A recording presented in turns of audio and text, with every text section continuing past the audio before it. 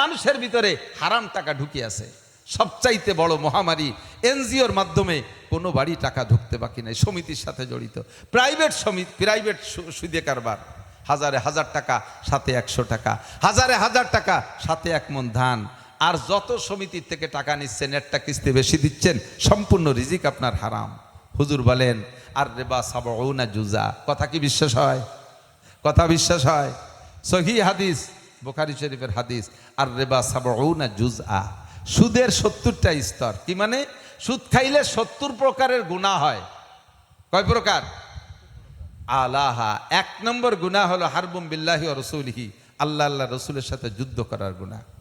আল্লাহ আল্লাহ রসুলের সাথে যুদ্ধ করা। এ ভাই, আল্লাহ আল্লাহ রসুলের সাথে যুদ্ধ করছে নমরুদ, ও কি আল্লাহর দোস্ত না দুশমন? একটু বলবেন। নমরুদ আল্লাহর সাথে যুদ্ধ করতে উপরে উড়িয়ে গেছে। ইব্রাহিম আলাইহিস সালামের সাথে যুদ্ধ করছে। নমরুদ কি আল্লাহর দোস্ত না দুশমন? ফিরাউন মুসা নবীর সাথে যুদ্ধ করছে, ও দোস্ত না দুশমন? আবু জাহেল নবীর সাথে যুদ্ধ করেছে, দোস্ত না দুশমন? তা আল্লাহর দুশমন, আল্লাহর সাথে শত্রু যুদ্ধ হয় ওই লোকগুলো যারা সুদে কারবার করে। 1 নম্বর গুনাহ আল্লাহ আল্লাহ রসুলের সাথে যুদ্ধের গুনাহ। একেবারে 70 নম্বরের ছোট্ট গুনাহ হলো, বলতে ভয় লাগে, আল্লাহ সবচাইতে ছোট্ট গুনাহ হলো আইজান কি হারজুল উম্মাহ, সুদখোর এবং সুদদাতা। সুদখোর যদি পুরুষ হয়, সুদদাতা যদি পুরুষ হয়, তাহলে আপন মায়ের সাথে জিনা করার গুনাহ। দুনিয়ায় বহু জায়গায় জিনা করতে পারে, জিনা চলতেছে বহু জায়গায়, কিন্তু যত বড় চরিত্রহীন হোক না কেন, আমি এখনো পর্যন্ত শুনি নাই যে সন্তানে মায়ের সাথে যৌন চরিতার্থ করে, জিনা করে। এটা আমার কানে আসে নাই। ও দোস্ত, অনেক উল্টোপাল্টা শুনছি। ভাই বোনে অ্যাক্সিডেন্ট শুনছি, মামু ভাগ্নিতে অ্যাক্সিডেন্ট শুনছি, চাচা ভাতিজিতে অ্যাক্সিডেন্ট শুনছি, শাউড়ি জামাইতে অ্যাক্সিডেন্ট শুনেছি, কিন্তু মা আর সন্তানে অ্যাক্সিডেন্ট শুনি নাই। কিন্তু নবী পাক বলেন, যারা সুদের সাথে জড়িত আছেন তাদের যে 70 প্রকার গুনাহ, তার মধ্যে সবচেয়ে ছোট্ট গুনাহ হলো, শেষের গুনাহ হলো আপন মায়ের সাথে জিনার গুনাহ। সাহাবায়ে কিরাম বললেন, ওগো আল্লাহ নবী, পরিমাণে কি? হুজুর বলেন, আর রিবা বিদির আমিন কা সিত্তুয়া সালাসিনা জিনিয়া। আপন মায়ের সাথে প্রত্যেক 1 টাকার বিনিময় 36 বার জিনার গুনাহ লেখা হইয়া যায়। 36 বার মায়ের সাথে জিনা করলে যেই গুনাহ, 1 টাকা পরিমাণ সুদে লেনদেন করলে সেই পরিমাণ গুনাহ। নবী পাক বলেন, মারারতু লাইলাতা উসরিয়া বিবি কওমিন বুতুনুহুম কাল বুয়ুত। মেরাজের রাতে জাহান্নাম দেখতে গিয়ে দেখি এক শ্রেণী মানুষের বিশাল বিশাল পেট, কাল বুয়ুত, অনেক ঘর, অনেকগুলো ঘরকে একত্রিত করলে যত বড় হবে, এক একজন মানুষের পেট অত বড়, বিশাল বিশাল গোডাউনের মতো পেট। ফিহাল হাইয়াত, এ পেটগুলো খালি না, পেট ভরা সাপ। তুরামিন খারেজি বুতুনিহিম, পেটের বাইরে থেকে সব সাপগুলো দেখা যাচ্ছে। ওই সাপগুলো পেটের ভিতরে যে কলিজায় দংশন করতেছে, আর লোকগুলো চিৎকার মেরে মেলে লাফ উঠে পড়তেছে আর দাপাচ্ছে। হুজুর বললেন, জিব্রাইল, মান হাউলাই ওয়া শানুহুম, এরে কোন দোষে, কোন দোষে, এরা কারা, কি দোষে তাদের এই গজব যে পেট ভরা সাপ আর সাপে তাদের কামড়ায়? জিব্রিল জবাব দিলেন, হাউলাই আকেলাতুর রিবা, এরা অন্য কেউ না, আপনার উম্মতের মুসলমান উম্মত। হিন্দু বুদ্ধ খ্রিস্টান কাফেরদের কথা বলা হয় নাই। আপনার উম্মতের মুসলমান উম্মত আকেলাতুর রিবা, এরা সুদ করছিল, সুদে কারবার করত। যতগুলো 1 টাকা 100 পয়সা, প্রত্যেক পয়সায় 1-1টা করে সাপ হয়েছে, আর সম্পূর্ণ সাপ আপনার পেটে ভরা। ফমান শাআ ফালইউমিন ওমান শাআ ফালইয়াকফুর। যদি বিশ্বাস হয় আপনি আজই ছেড়ে দেন। আল্লাহ পাক বলেন, জারু মা বাকিয়া মিনার রিবা, জারু মা বাকিয়া মিনার রিবা। এতদিন যা খাইছো না খাইছো, ধরে নিলাম না বুঝে লেনদেন করছো, আজকে যখন বয়ান শুনছো, জারু মা বাকিয়া মিনার রিবা, বাকি অংশ সুদের যেটুকু আছে ছেড়ে দাও। হালাল বৈধ টাকাটা, ন্যায্য টাকাটা তুলে নিয়ে আসো, সুদের অতিরিক্ত টাকা ছেড়ে দিয়ে চলে আসো। ইল কুনতুম মুমিনিন, যদি তুমি ইমানদার হও। ফাইল্লাম তাফআলু, যদি ছাড়তে না পারো, ফাআযানু বিহারবিম মিনাল্লাহি ওয়া রাসূলিহি, আল্লাহ আল্লাহ রসুল তোমার সাথে যুদ্ধ করবে। আরে ভাই, আল্লাহর যুদ্ধ করতে হাতিয়ার লাগে না, আল্লাহর যুদ্ধ করতে রকেট বোমার বিমান লাগে না। আল্লাহর যুদ্ধ কোন শব্দের দ্বারা হয়ে যায়? আল্লাহ পাক তোমার কিডনি নিয়ে যাবে, তোমার লাংস নিয়ে যাবে, তোমার বাল্ব নিয়ে যাবে, তোমার হার্ট নিয়ে যাবে, তোমার ক্যান্সারের মাধ্যমে মারবে, তোমাকে ডায়াবেটিসের মাধ্যমে মারবে, তোমার সম্পদে আগুন ধরায় দেবে, চোর ডাকাতদের নিয়ে যাবে, তোমার বউ হারিয়ে যাবে, তোমার ছেলে মেয়ে হারিয়ে যাবে। একের পর এক এভাবে গজব আসতেই তালে থাকবে। এগুলো সবই আল্লাহর যুদ্ধ। আমরা মনে করি প্রাকৃতিক নিয়ম এগুলো হচ্ছে, আরও কত মানুষের হয়, সেইভাবে আমি একটু ভাগে পাইছি। না না না, আপনি তা ভাবেন না। আপনি পিছনে হাত দিয়ে দেখেন, হারামে আরাম নাই। হারাম টাকা রাইফেলের গুলির মতো, রাইফেলের গুলি যতটুক ঢোকে ততটুক, পিছনে কিন্তু অটটুক বেরোয় না, বুগলা নিয়ে বেরোয় যায়, বুগলা নিয়ে বেরোয় যায়। কথা বলেন ঠিক না? মাঝে মাঝে একটা বাস্তব গল্প আমি বলি। যখন এই ঢাকা খুলনা বিশ্ব রোড হয়েছে প্রথম, ওই আওয়ামী লীগের আগের আমলে, সেই সময় দূরের থেকে মনে হতো যেন রাস্তায় পানি ঢেলে থুইছে, এরম দেখা যেত না? তাই আমি তো সেই সময় ওই কাশিয়ানি তারাইল ফুকর মাদ্রাসায় পড়াই। তো বাড়ি আসতেছি, আসার সময় ভ্যানে সে সময় বাস টাস খুব একটা চালু হয়নি। তো ভ্যানে আসতেছি, ভ্যানে উঠার পরে ভ্যানওয়ালা চালাইতেছে, সে সময় তো মোটর ভ্যান হয়নি, প্যাডেল ভ্যান, এত জোরে চালাচ্ছে। আমি কই দে একটু আস্তে চালা, ঠেয়াতেই পারবি না, হঠাৎ যদি ব্রেক করা লাগে। ও কয় যে হুজুর দেখেন এই জায়গা থেকে ওই যে গোপীনাথপুর হাসপাতাল 6 কিলোমিটারের মধ্যে একটা মাসিও নাই, ব্রেক করবো কে? যদি তো না করা লাগে তাই চালা।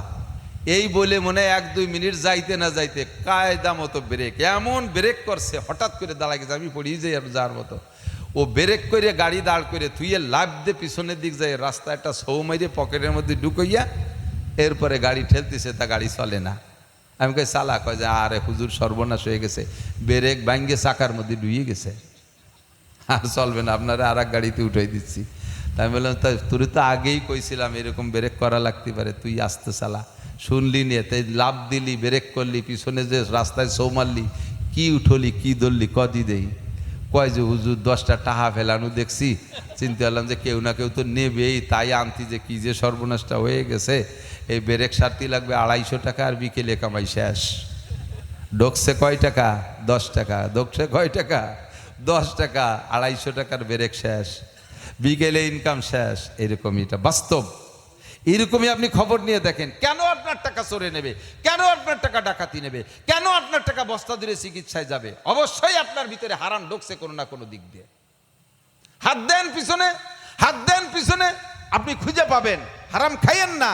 আমার আল্লাহ রিজিকের জিম্মাদারি নেছে, আল্লাহ হারাম রুজি দিয়ে পালার দায়িত্ব নেই নাই। আল্লাহর পক্ষ থেকে হালালের ব্যবস্থা আছে না নাই? ছেড়ে দেন সুদে কারবার, জারু মা বাকি আমিনার রেবা। ঘুষ খাইয়েন না মাতুব্বাররা, বুড়ি কাটিয়ে পরিশোধ করা লাগবে, গালের গোস্ত কেটে দেওয়া লাগবে, পাছার চাকা গোস্ত কেটে দেওয়া লাগবে। ঘুষ খাইয়েন না মাতুব্বাররা, যারা যেখানে আছেন ঘুষে কারবারের মধ্যে যাইয়েন না, সুদ খেয়েন না, ছেড়ে দেন, পরের হারামের কাছে যেয়েন না। এসে গেল কিয়ামতের আলামত।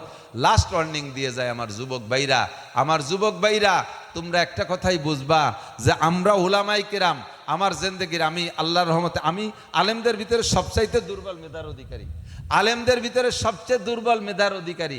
এরপরও আমি গহরডাঙ্গা বোর্ডে 1300 মাদ্রাসার ভিতরে দাওরা মৌলানা পাস করছি, অ্যাসিস্ট্যান্ট করছি। আমার সে নাম্বার কেউ বেশি পাইনি ওই বছর। এরপরে আজকে 33 বছর পর্যন্ত হাদিস পড়াই। আমার এই মেধা দিয়ে যদি জেনারেল পড়তাম তাহলে বাংলাদেশের ভালো মানের উঁচু মানের অফিসার হতে পারতাম। আমি যা একবার দেখতাম ছাত্র বয়সে, তা কমপক্ষে 40 দিনের মধ্যে ভুলতাম না। আল্লাহ রহমতে আল্লাহ এতটুকু মেধা দিয়েছিল। তাই দিয়ে কোরআন হাদিস নিয়ে পড়ে থাকলাম সারাটা জিন্দেগি। আমি কোরআন হাদিস বুঝলাম না, আমি ইসলাম বুঝলাম না, আর আমার উস্তাদরা তো আরও অনেক উঁচু মাপের বড় বড় আলেম ওলামা, হাজার হাজার হাজার হাজার লক্ষ লক্ষ, তারা ইসলাম বুঝলো না। ইসলাম বুঝলো হেজবুত তাওহীদের সেলিম। দুঃখ থোয়ার জায়গা নাই। এই দেশের যুবকরাও তার ভক্ত হয়ে যাচ্ছে, আর তারা উলামায়ে কিরামকে বিভিন্ন প্রকার বদনাম দিচ্ছে। একটা নারী আর একটা আলেমকে এক জায়গা করে ছবি, এক জায়গা দাঁড়ানো আছে কোনো কারণে, ওইটা ছবি তুলে নিয়ে সেইটারে ফেসবুকে ছাড়িয়ে দিয়ে তার নামে লিখতেছে এই হুজুর এই মহিলার সাথে দর্শন করছে, এরপরে ইত্যাদি ইত্যাদি। আর এআই দিয়ে যে ছবি বানানো যায় তা তো বোঝার কোনো কায়দা নেই। দেন আর ডোনাল্ড ট্রাম্পের মহিষ বানাই ফেলেছে, কুরবানিও দিয়ে দিয়েছে। এই এআইয়ের ছবি দিয়ে এইগুলো করে করে আলেমুল আমারে সমাজের থেকে আপনারা কলুষিত করার চেষ্টা করতেছেন। এর দ্বারা কি হবে প্রমাণ জানেন? আমি বলে গেলাম না, আমি কেউ নাম ধরে বললাম না, যারা নবী রসুল উলামায়ে কেরামকে গালি দেয়, কুরআন শরীফের অতুল্লিম বাদা জালিকা জানিম এই আয়াতের ব্যাখ্যার ভিতরে রাখছে, যে লোকটা এদেরকে সমাজে খাটো করার চেষ্টা করে, এদেরকে গালি দেয়, এদেরকে ক্রিটিসাইজ করে, ওর জন্মের মধ্যে দোষ আছে। নিশ্চয়ই তার জন্মের মধ্যে দোষ আছে, তা না হইলে এদেরকে সে সমালোচনা করতে পারে না, এদের গালাগালি করতে পারে না। হয় ডাইরেক্ট দোষ না ইনডাইরেক্ট দোষ, কোনো না কোনো জায়গায় সমস্যা আছে।